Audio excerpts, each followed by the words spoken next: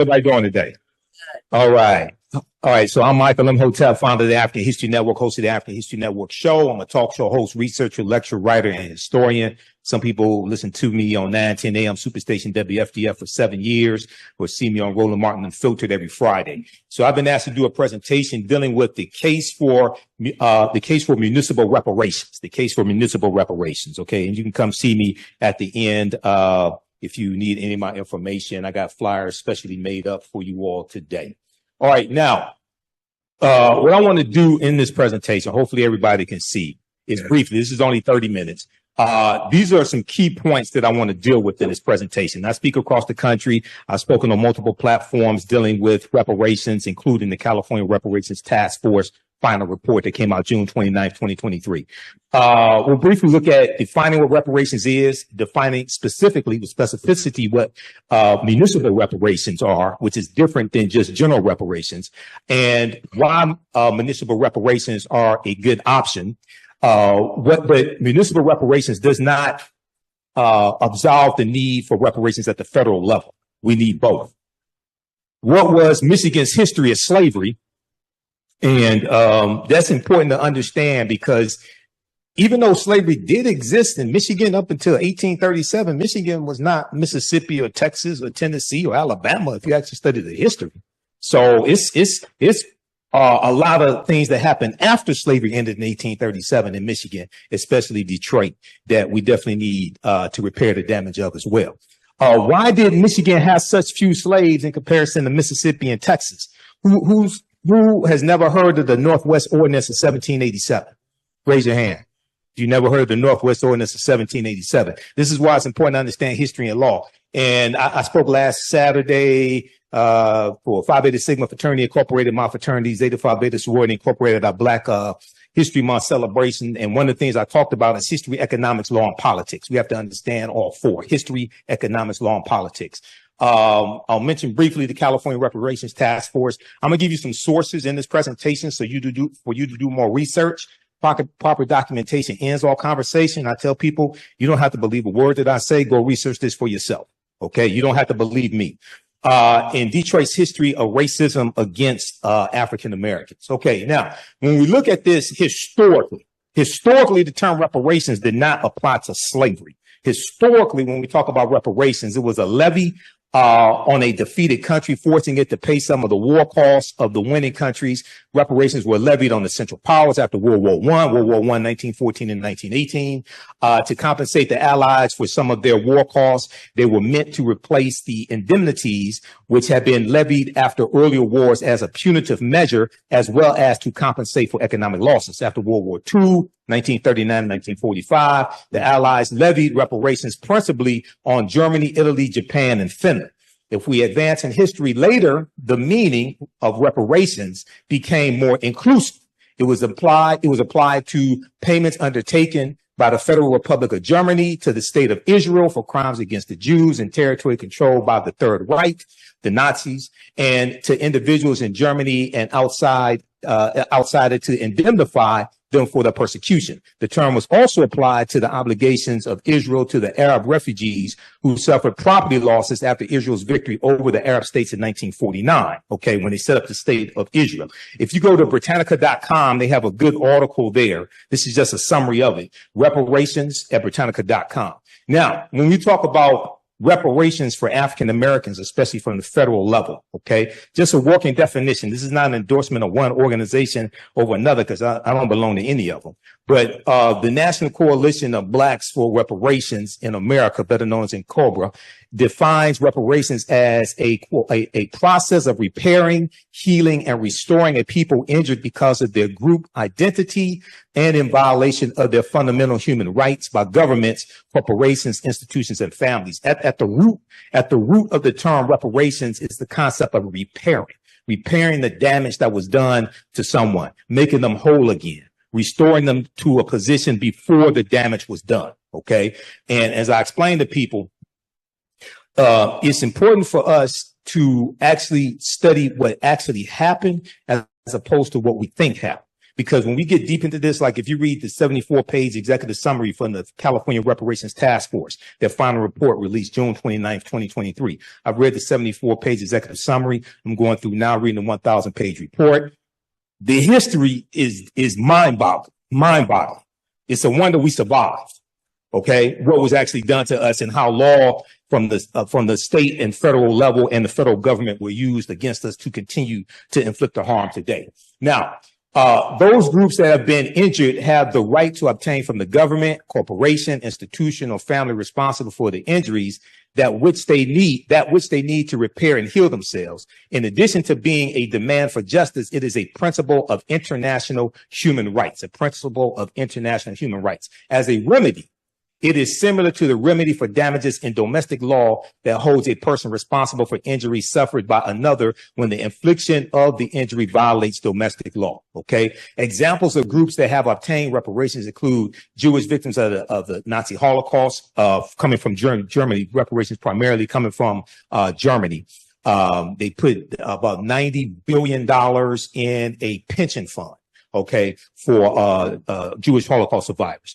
Japanese Americans interned in concentration camps in the United States, basically 1942 to 1945, $1.6 billion was set aside at past Congress in 1988. And they had a 10-year window from 1988 to 1998 to apply, and they got $20,000 each. Now, contrary to popular belief, this did not apply to all Japanese Americans. This was only issued to approximately 82,250. If you want documentation on that, I have it.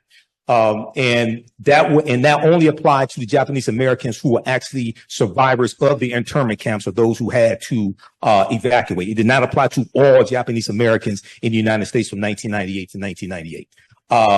Alaska Natives for land, labor, and resources taken victims of the massacre in Rosewood, 1923, January 1923, whole town of about 200 African Americans was wiped out. That land was taken, and the city of Rosewood was removed from the maps. If you study the history, John Singleton directed a movie in 1997 called Rosewood. Excellent movie. A lot of fiction in it, but excellent movie.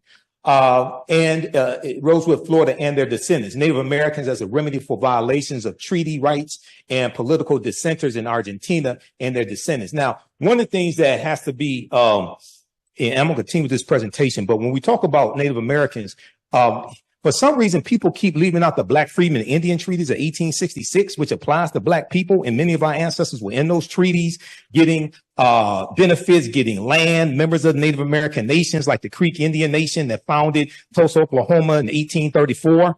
And when they went into Tulsa on the Trail of Tears, they took their Black slaves with them. Those treaties are still in effect today. And for some reason, we ain't trying to enforce those, except for Demario Solomon Simmons and Dr. Claude Anderson. But I don't understand why we not trying to enforce laws that are still on the books now being enforced for the Choctaw, Chickasaw, Creek, Cherokee, and Seminole Indians. So you can go to Incobra's official website as well, official IncobraOnline.com for more information on this. Once again, this is not an endorsement on one reparations group or another. I don't belong to any of them. I'm just here doing a presentation.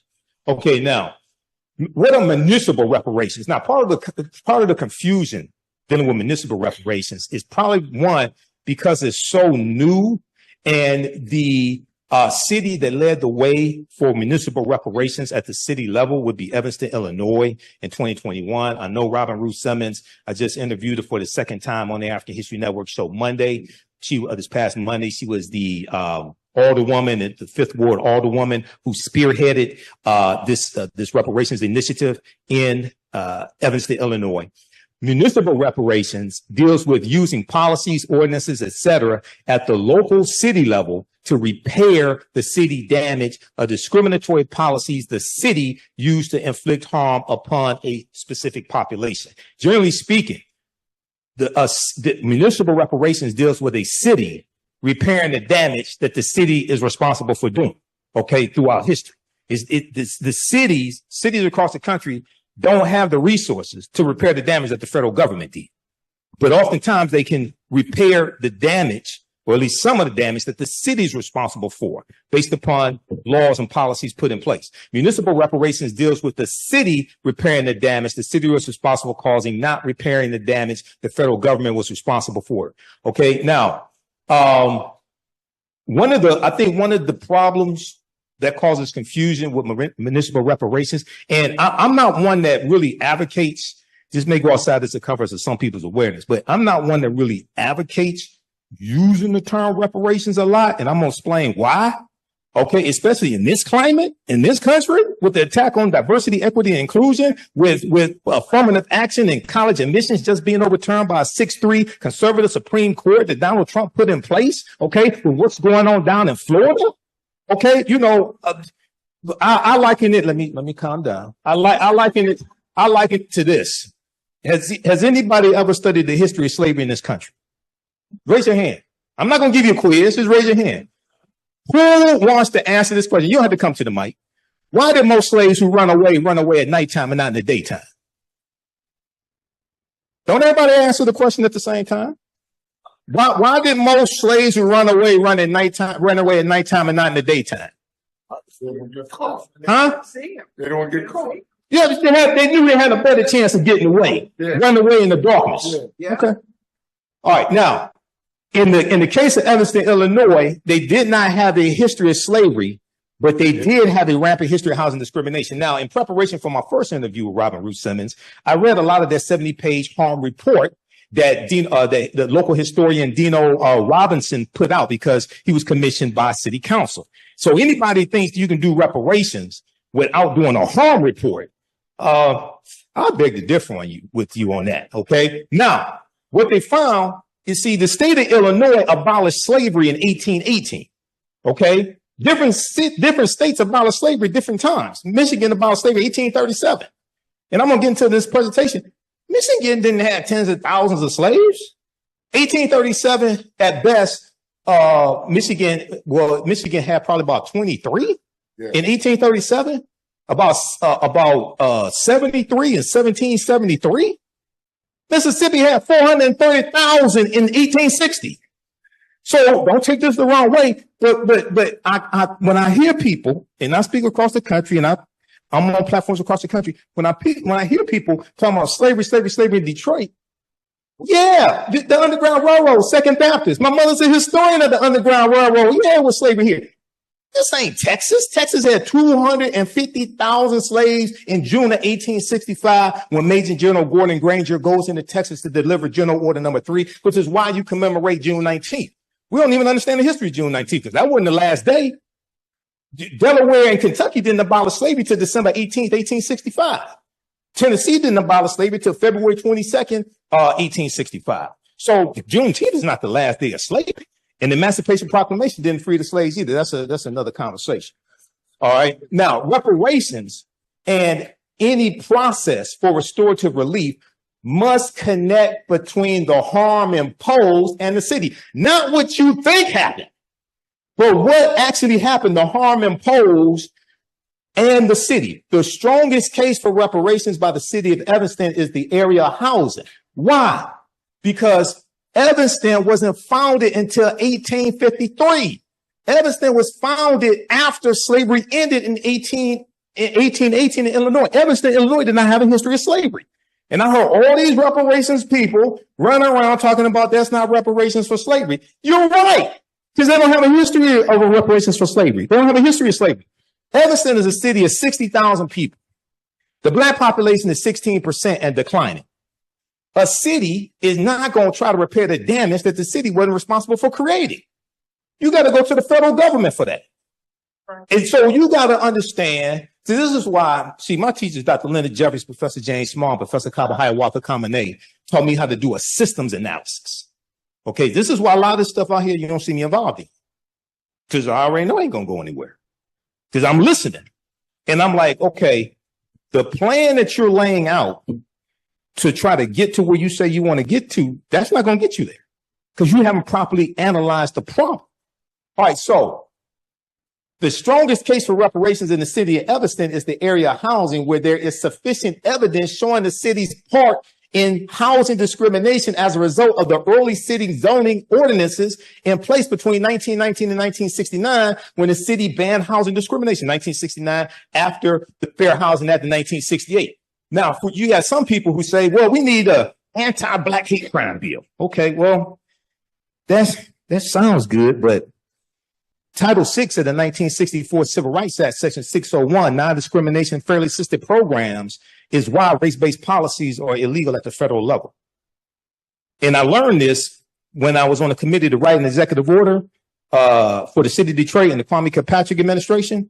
And our corporate counsel, Chair McPhail, our very first meeting, because it took us 13 months to get this done, because it was much more complicated than we thought. Once we got in, took everything apart, and realized what we were dealing with, it took us 3 times as long to get this completed. And she told us at our very first meeting, she said it's illegal for us to write policies that are only for Black people in the city of Detroit.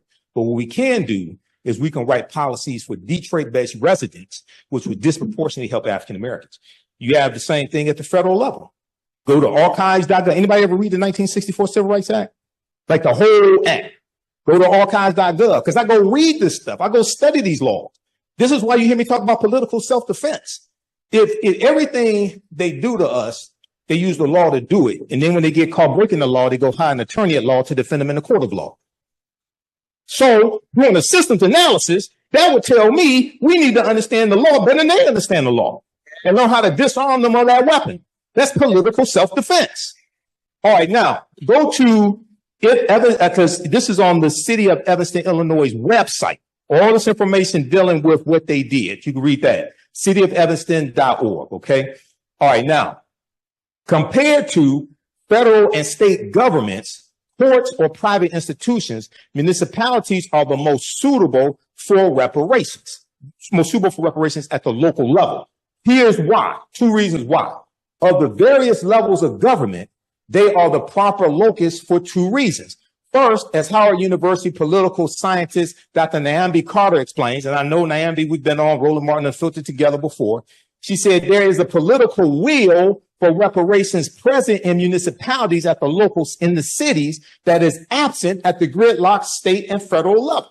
So the first thing you have to understand in doing a systems analysis is what is needed to advance what you say you want. How many votes are needed? How many votes does it take to get a bill passed in the House of Representatives? Who can tell? Don't everybody speak at the same time. Who can tell me? 218. Bomani got it. All right. I got a prize for you at the end, Bomani. All right. Now, in the House of Representatives, unless it's a bill that qualifies for the budget reconciliation process, or unless you're dealing with judges because of what Mitch McConnell did to the Senate, how many votes does it take to get a bill passed in the Senate? Page 60. Okay. No Republicans in the Senate support reparations. So how you going to get a reparations bill passed? No Republicans, not even the Black one, not even Tim Scott supports reparations. He was the first one that came out and said he wasn't voting for it. And none of the Black Republicans in the House of Representatives support reparations either. So how you going to get it passed? Okay. I'm going to tell you how you get it passed, but hold on. Let's continue. Now, Dr. Nyambi Carter said, it's really local activists and local actors, members of city councils who are empowered in ways in their small communities to do things and to act outside of what the state would do and even the nation would do. Dr. Nyambi Carter, how you doing, brother? You all right? All right. So at the local level is where we have more power. At the local level is where we have, so in the House of Representatives, there are 435 members in the House of Representatives. There's we make up only about 12% of the House, and we make up 3.5% of the Senate. And I say 3.5% because half the time Senator Tim Scott don't act like he's Black. So you get so that's what you have in the Senate. Okay, but across the country, our city councils 60, 70, 80%. Okay, now the reason why they're in place is because African Americans organized and voted and put them in place. And many of them, like in the city of Detroit, saw that because Black people were harmed by policies from the city of Detroit, it was their duty to use their political power to do something about their harm. Now, if you're Black and you get elected and you don't do anything to help the people put you in office and repair the damage, then what the hell good are you? Okay, So that's why at the local level for municipal reparations, there's more power, and that's why there's been more movement. That does not mean we don't need repairing of the damage from the federal level. That means you're going to have to use another strategy, and it's not going to happen anytime soon. Okay? Now, by contrast, former U.S. Representative, the Honorable John Conyers, introduced a reparations bill in every session of Congress from 1989 until his passing in October 2019. But these bills never came to a vote. The farthest H.R. 40 has made is out of a budget, is out of a House subcommittee. And that was in like 2021. That's the farthest it's gotten. And although President Biden indicated his support for a reparations commission, any sudden action is unlikely. If you read the 1,000-page California Reparations Task Force, please don't take this the wrong way. We don't need another study. Okay? You know, who was that? Tina Turner had that song, "You Don't Need Another Hero." Look, if you read that, you don't need another study, because we're going to get studied to death. Okay? Now, I'm talking about at the federal level. You don't need another study at the federal level. Each municipality needs to do a harm report about what specifically happened in that city. Okay, now, this federal reluctance isn't entirely lamentable. Although local policymaking is often undervalued, decisions made closer to home can have larger impacts on Americans' everyday life than decisions made in Washington. That doesn't mean what happens in Washington is not important. It's extremely important. But at the local level, we have more control and more ability to use that power to bring about solutions to help everyday African Americans. Ashay? All right, now, the second reason Dr. Nyambia Carter lays out, political scientists. Municipalities provide the opportunity for community-centered reparations that other levels of government do not. A local approach allows for powerful, close-to-home storytelling, enabling greater understanding of connections between past and present. In turn, this animates the development of thoughtful, conducive reparations. Additionally, municipalities can solicit input more easily from community members and encourage their involvement. Okay. Now, a municipality-based approach allows for accessibility and proximity between government and beneficiaries once the policy is in place. Such a plan can more effectively empower the community and enable rebuilding relationships with perpetrators of the injustice, if you want to rebuild those relationships. Now, so for more information, read this. This is a good report here. This is by Brooks Simone, University of Michigan Law School. It's called Municipal Reparations, Considerations, and Constitutionality. That's on pages 350 to 351. Part of the confusion is, and I searched online for hours trying to find a working, clear definition of municipal reparations, and I'm still searching. So when I graduated from Wayne State's Business School in 1994, okay, one of the things we learn is that it's very hard to solve the problem when you can't define what it is that you're trying to achieve. Okay, so the first thing, even though I knew what I wanted to put in this presentation, the first thing I had to do was come up with a working definition of what municipal reparations is. Otherwise, you're just shooting at a target you can't see. And then what happens is, just like how Republicans and conservatives hijack critical race theory, and critical race theory has existed since the 1960s. Okay. And they hijacked it and co-opted it and made it into what they wanted to be. Now, anything that deals with racism or slavery or anything like that, now they call that critical race theory, and then they attack it. That's why you have to clearly define what it is you're talking about. And see, that's why don't take this the wrong way, but see, that's why, especially on the national level, even here in Detroit, you have to understand right-wing conservative radio and right-wing cable news, Fox News. Fox News, that's the most popular cable news network. Now, if you watch it, you can say, you may say, how is this the most popular? These people are crazy. Well, look at the rest of America. It's representative, and they prey on fear. They help to spread the lies about what critical race theory is. Fox News. Okay. So one of the things I think in this city, across the country, we have to also develop better strategies on how we're messaging what it is that we want. And let me give you an example out of San Francisco, because I studied what happened in San Francisco. San Francisco Reparations Task Force, right? They released about over 100 policy recommendations. Somebody in the meeting, in the audience, said all black people should get $5 million reparations. No formula. It's not just $5 million. Okay. Now, if you go Google articles dealing with the California Reparations, dealing with San Francisco Reparations Task Force and their policy recommendations, the $5 million made up 80 to 90% of the media coverage. Now, apparently nobody did the math.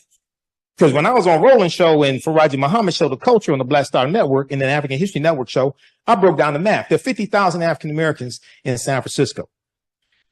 When they put together their stipulations, requirements, because see, the state of California also has a similar law like the federal government where race-based policies are illegal. That's why the California Reparations Task Force had to structure theirs based upon lineage as opposed to race, because it's illegal. And they want to make sure anything that gets passed by the state assembly does not get overturned in courts. Because if conservatives sued to overturn President Biden's executive order on student loans, and if you had Roe versus Wade overturned by a 6-3 conservative Supreme Court, you think there won't be lawsuits regarding this? Absolutely. When I talked to Robin Ruth Simmons 3 years ago, she said the way they structured it coming out of Evanston, it was structured to be able to withstand lawsuits because she said they knew they were coming.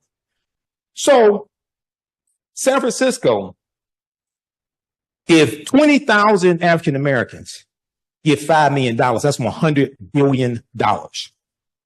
$100 billion is 7 times the annual budget of the city of San Francisco that has an annual budget of $14 billion and was facing a 2-year projected budget shortfall of $728 million. And African Americans are 6% of the population of San Francisco and 6% in the state of California. So I have the video because I talked about this on my show. There was one city councilman from San Francisco. He was interviewed by a local news station and they were talking about the $5 million. And he said, you know, we got over 100 policy recommendations. I'll be happy to talk about those. The white newscasters want to talk about the $5 million. They want to deal with fantasy because what they do is co-opt something, right? Make it into what they want it to be and then attack it to make sure you don't get. This is how they've attacked critical race theory.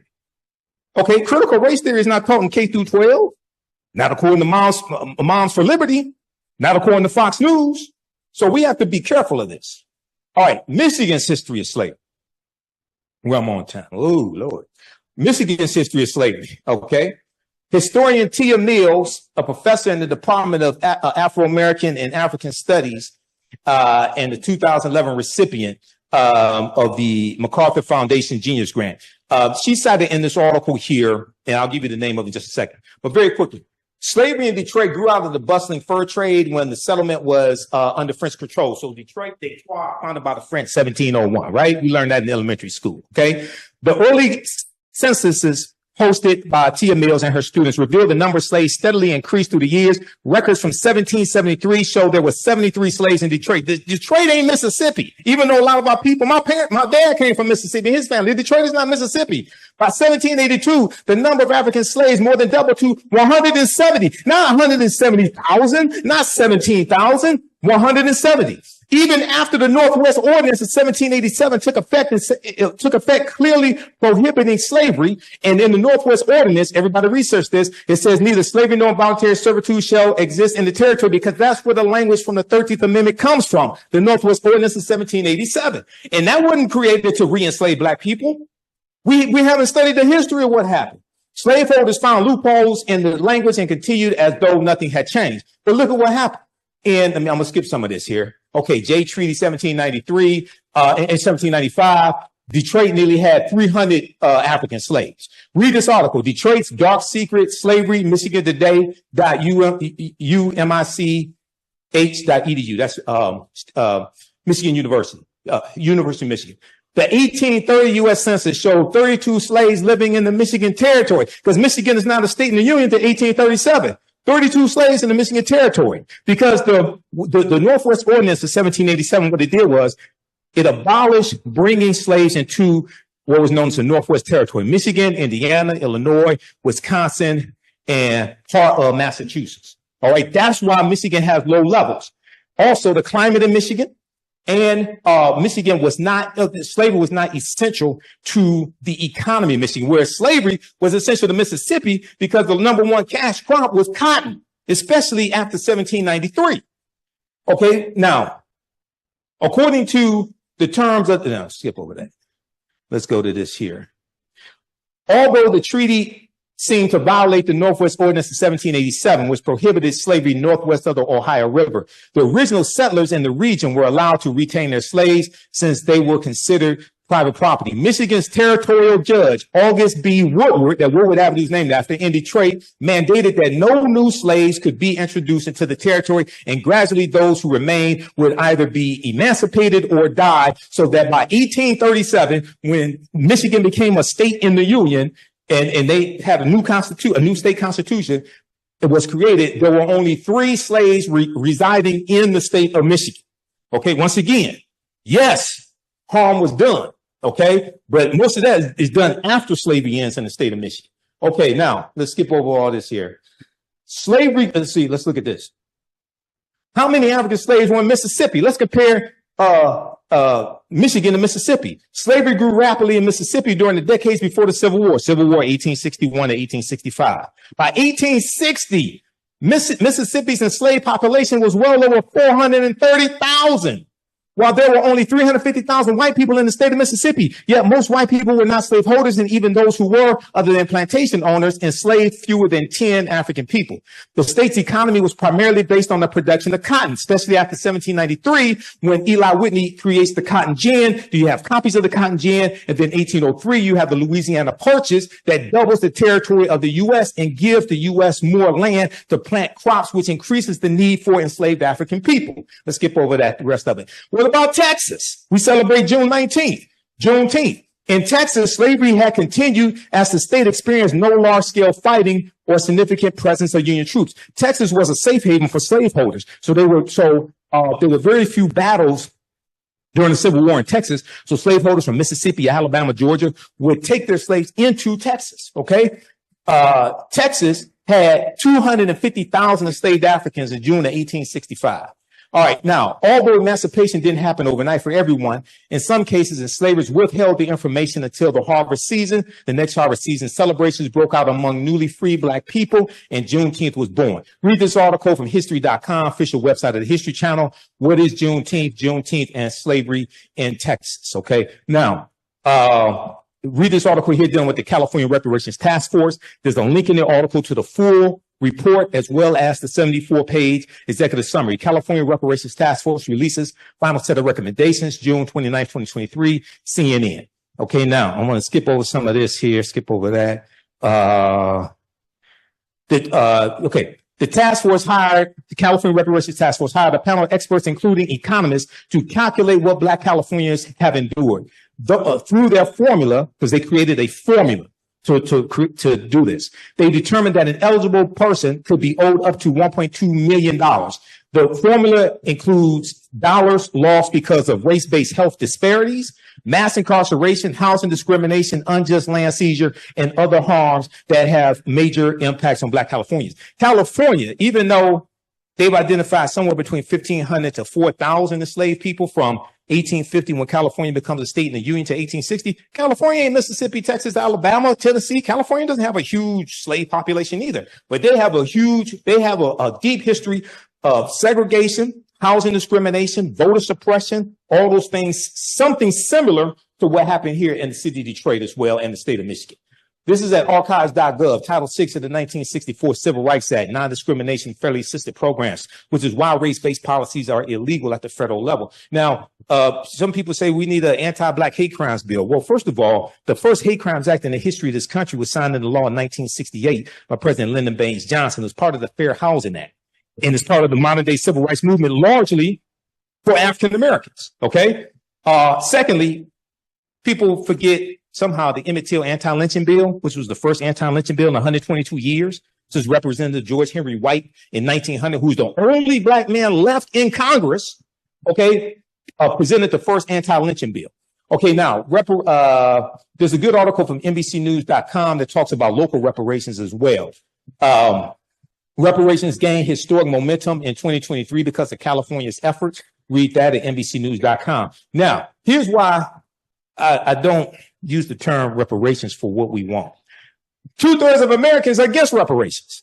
There's a Pew Research study that was done in 2021. Read this article here, Associated Press, apnews.com, February 24, 2023. Japanese Americans want redress, fight for Black reparations. Because you have some Japanese Americans who were siding with African Americans to get some type of redress restitution. Only 30% of U.S. adults surveyed by the Pew Research Center supported reparations for slavery in some way for descendants of formerly enslaved people, 77% of whom were Black Americans. Surprise, surprise, surprise. Support among Latinos and Asians were 39% and 33% respectively, and white Americans had the lowest rate of support at 18%. I think a lot of them watch Fox News. All right, now, one of the things that has to happen, yes, you have to have a harm report. That is extremely important. But two, focus, and I deal with this in my presentations, focus on present day structural inequities as opposed to just focusing on slavery, because present day structural inequities are the legacy of slavery. You have to deal with the laws and policies that were put in place that brought you to where you are and inflicted the harm. You can trace that back to slavery, Jim Crow, segregation. But many people mean well, but when I hear people just keep talking about slavery, slavery, slavery, I'm like, have you studied history from 1865 to like 2024? And what was put in place? Show how these policies are beneficial for everyone, not just African Americans, since most of the people that got a vote on this, especially at the state, in the state legislature, okay, at the federal level, most of the people got a vote on this are not African Americans. So when you can show how these policies are also good for Americans, because policies that are good for African Americans are good for America in general, period. Okay. Now, last piece of evidence. Read this here, and I'm gonna sit down and shut up. Okay. All right. Now, California Reparations Task Force, unprecedented. They lay out unprecedented reparation, unprecedented history of 150 years of anti-Black harm. Okay. And if we look here, the California report covers not just the immediate impact of enslavement, 246 years in the U.S., but also the harms of decades of political neglect, finding that there has been sustained damage to generations of Black Americans. The damage has had a lasting effect on the political, economic, social, physical, mental, and cultural well-being of Black people. Now, what they do, they break it down into 12 harms. They tell you in the executive summary and the introduction, it's more than 12 harms that have happened, but they focus on the 12 harms. They lay out the history of what happened, and then the 115 policy recommendations are designed to repair the damage of the 12.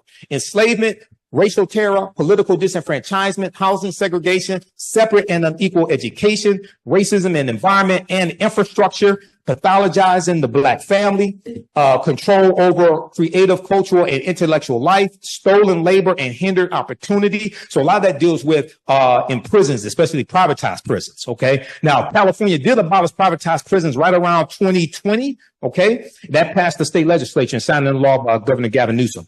10, an unjust legal system. 11, mental and physical harm and neglect. 12, the racial wealth gap. Okay. Now, Detroit's history of racism. If we look at 1930, the housing crisis, African Americans in the city of Detroit was systemically shut out of the housing market due to structural racism. Redlining played an integral part in the housing crisis. 1940, 80% of Detroit residents abided by racial covenants. So that was written into the deeds of homes that the homeowner could only sell that home to non-African American people, non-Negroes, white people. Okay. And that locked us out, many of us, from buying homes and accumulating wealth through the increase in the value of the home. Okay, now, 1943 race riot, June 1943, during World War II, up and down Woodward Avenue, 1943 race riot, I-375, removal of Black Bottom, sanctioned police brutality, 1967 rebellion. That wasn't a riot, that was a rebellion. And we have rebellions all across the country. 1990, 1995, takeover of Detroit public schools, Detroit bankruptcy as well, also over-assessing on property taxes. And when you study the history of that, that's one of the ways our land has been stolen from us. I got an article from the Washington Post dealing with African Americans. The value of our property taxes are oftentimes over-assessed, okay? And this has happened across the country. All right, now, lastly, this article right here, this proves my point here. This is a study from Citigroup Bank. Racism has cost the U.S. $16 trillion. This article is from CBSnews.com, September 23rd, 2020. This article deals with how over a 20-year period of time, not 246 years, just from the year 2000 to the year 2020, racism has cost the U.S. economy $16 trillion. They break it down three ways. One, black workers have lost $113 billion in potential wages over the past 2 decades because they could not get a college degree. Two, the housing market lost $218 billion in sales because black applicants cannot get home loans. Three, about $13 trillion in business revenue never flowed into the U.S. economy because African-American entrepreneurs could not get access to bank loans. Then they go on to tell you, what's more, the U.S. could have $5 trillion in gross domestic product over the next 5 years if those gaps, which are laws and policies and others, were closed today, the study indicated, which means when you do good by us, that helps everybody. When you help repair the damage that's been inflicted upon African Americans, that helps everybody. Bantu Stephen Biko, one of our great South African freedom fighters, said the most potent weapon in the hands of the oppressor is the mind of the oppressed. We must take our minds back, and we do not ask permission to do it. All right, that's going to do it. I'm going to wrap up there. Imhotep Asante Sana. Thanks for your attention. Go to our website, AfricanHistoryNetwork.com, AfricanHistoryNetwork.com. Okay, there's a 10-week online history course called Ancient Kemet, the Moors, and the Ma'afa, Understanding the Transatlantic Slave Trade, what they didn't teach you in school. I teach the class on Saturdays, 2 p.m. to 5 p.m. Eastern Standard Time. Our next classes are Saturday, March 9th, Saturday, March 16th, March 23rd, and March 30th. Okay, and then we have a few more classes after that. The class is on sale, $80, regularly $130. We do the sessions live. All the sessions are archived and recorded. You can go back and watch this anytime. So even after the course is over with, you can go back and watch the entire class, okay? And we instead of 10 sessions, we're going to do at least 11, possibly 12. The course outline, the lesson plans for all 10 classes or 10 plus classes are laid out here. And I'll go through and update it periodically because we add a few additional subjects. But we take you through our history. We deal with thousands of years of history and what leads up to the transatlantic slave trade taking place. So we deal with archaeological discovery that have come out in the last 10, 20. So we deal with Egypt on the Potomac and how the layout of Washington, D.C. is based upon ancient African principles coming out of ancient Kemet, ancient Egypt. Kemet, one of the original names for Egypt, meaning land of the blacks. We look at the African origins of Star Wars and the Assyrian drama. There's an excerpt of an interview that I did with Professor Kaba Hiawatha Kamene, where we look at this information. We look at the Hannibal Barca and the Punic Wars, okay, and especially the Battle of Cannae, 216 BC. We look at Hannibal crossing the Alps, crossing the Pyrenees, 219 BC, but the Battle of Cannae, 216 BC. The Battle of Zama, 202 BC, where Hannibal Barca is defeated by Publius Cornelius Scipio. And Publius Cornelius Scipio takes the surname Africanus after he defeats Hannibal Barca at the Battle of Zama in 202 BC. Africa is not named after a Roman general. The Roman general took the surname Africanus after he defeated Hannibal Barca. And we know that Africanus is Latin, meaning belonging to Africa. It's Latin, meaning belonging to Africa. We look at the 800-year occupation of the Europes, of the Africans known as the Moors, who take the teachings from the Nile Valley region of Africa into Europe. And this is going to bring Europe out of the Dark Ages. Okay. And we see the rise of Spanish conquest. We look at Christopher Columbus, and Columbus is essential to the expansion of the transatlantic slave trade and the exploitation of indigenous people and the exploitation of African people also. Okay. So we go through and look at this history chronologically. We also look at the fake Willie Lynch letter 1712. Willie Lynch never historically existed. I wish we would just throw the Willie Lynch letter in the garbage can where it belongs. It's ahistorical. There are words in the Willie Lynch letter that didn't even exist in the early 1700s. Okay, the sentence structure, the syntax is not what they is not coming from England. That's 20th century sentence structure in their words from the 20th century, from the industrial and the automotive industry, things like that, that are in that letter. That was written about 1970 by Dr. Kwabena Ashanti, who's come out and admitted he wrote the Willie Lynch letter, and is Professor Manu Ampim, who I'll be interviewing later this month, who exposed Dr. Kwabena Ashanti as the author of the Willie Lynch letter. It's a fraud. Dr. Kwabena Ashanti meant well, but I think it's done more harm than good. Okay, so you can register for that course at